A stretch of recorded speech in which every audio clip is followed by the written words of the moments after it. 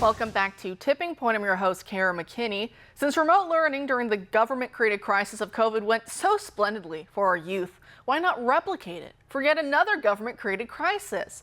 I guess that's the illogic at play in New York City, where James Madison High School was shut down for students to allow illegal immigrants to camp out there during the harsh winter conditions. All 2,000 students were forced to go to school remotely today to accommodate that. So how often is this going to keep happening? A day here, a day there? Will it soon be weeks at a time or months? The Big Apple has run out of migrant hotels and street corners, so now they're further robbing our children, as if stealing their future and handing it over to foreign invaders wasn't already theft.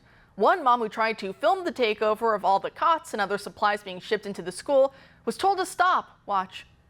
Oh, this is cots. This is beds. They're bringing in food.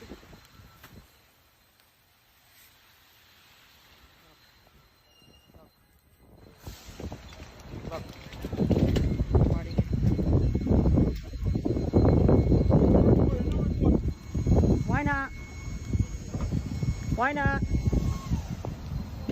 I gotta see where my tax dollars are going. As libs of TikTok asked in that tweet of the video she obtained, what are they trying to hide? Shouldn't they be proud if they really think that they're being humanitarians and nothing else? Why all the secrecy?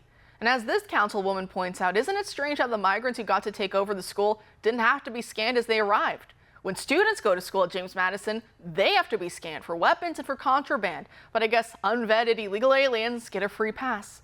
Maybe the thinking goes, well, they're already breaking a bunch of laws just by being here. What harm could it do to break a few more along the way? Wonderful.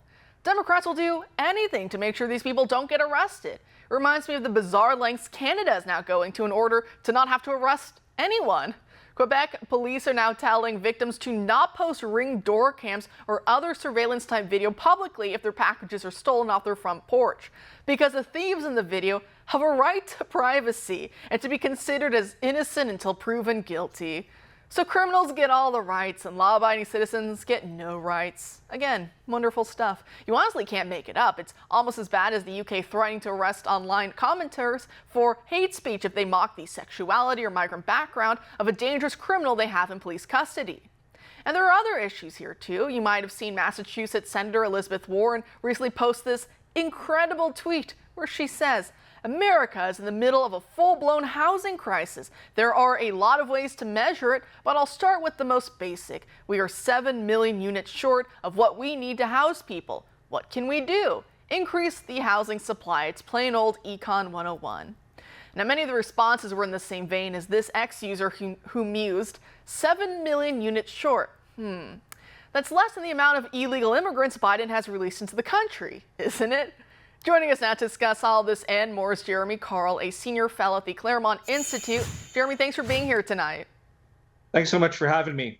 Great. So sometimes Democrats are so close to getting it, like in that Elizabeth Warren tweet, but yet so very far away. Is that what happens when someone is wearing ideological blinders? It sure is. And, I think the kind of bottom line for me is sort of almost the trying to see the humor in something really grim. James Madison High School, which was the high school in New York that was closed, is the alma mater of Chuck Schumer and Bernie Sanders. And, if a TV writer gave this script to me, I'd say, no, come on, too obvious. Go take it back for a rewrite. There's just no way we'd have something that would kind of be this poetic in terms of the Democrats' betrayal of America. But in fact, this is the reality, which is often stranger than fiction.